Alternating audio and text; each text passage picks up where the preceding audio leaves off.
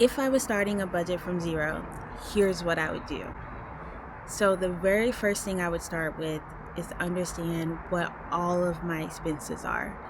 So, your expenses are things that you cannot change. So, for example, you want to include your rent. If you have utilities, you want to include that.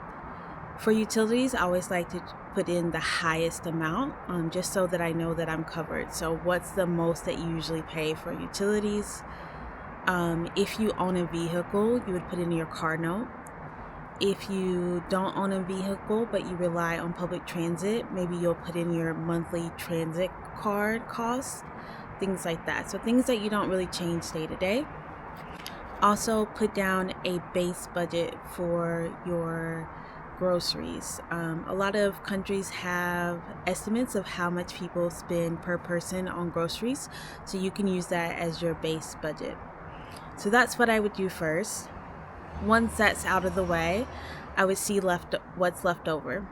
And this will give me an idea of what percentage of my income that I can put towards my investments as well as my savings. And I would set those two up to automatically come out of my paycheck. So that's just one less thing that I would have to think about.